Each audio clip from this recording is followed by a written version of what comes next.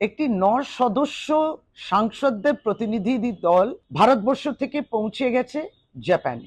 এই 9 জনের মধ্যে রয়েছেন মাননীয় তৃণমূল কংগ্রেসের সাংসদ এবং সর্বভারতীয় তৃণমূল কংগ্রেসের সাধারণ সম্পাদক শ্রী অভিষেক বন্দ্যোপাধ্যায়। তিনি কিন্তু এক্স হ্যান্ডেলে পোস্ট করেছেন যে তিনি শ্রদ্ধা নিবেদন করেছেন ভারতবর্ষের মনীষীদের। আমরা দেখলাম তার ব্যস্ত কর্মসূচির মধ্যেও, যেটা তথাকথিত অফিসিয়াল ভিজিটের বাইরেও, ব্যক্তিগতভাবে তিনি কিন্তু বাংলার সন্তান, বাংলার গৌরব, দেশের গৌরব, স্বাধীনতা সংগ্রামী তাদেরকে শ্রদ্ধা নিবেদন করলেন। তিনি কোথায় গেলেন?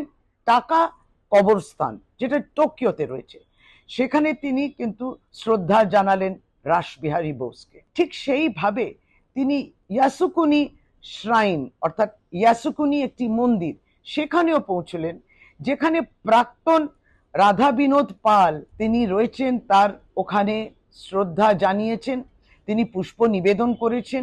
এরা হচ্ছে বাংলার সন্তান, এটাই তো আমাদের পরিচয়। এরা জাতীয় স্তরেতে জাতীয় নায়ক। বাংলার অস্মিতার কথা, ভারতবর্ষের অস্মিতার কথা মাথায় রেখে তার ব্যস্ততা এবং সেই ব্যস্ত কর্মসূচির মধ্যেও শ্রী অভিষেক বন্দ্যোপাধ্যায় কিন্তু একেবারে পৌঁছে গেছেন তাদেরকে শ্রদ্ধা জানানোর জন্য। আমরা এটা দেখলাম, তার এক্স হ্যান্ডেলে তিনি পোস্ট করেছেন। আমরা নমস্কার জানাই।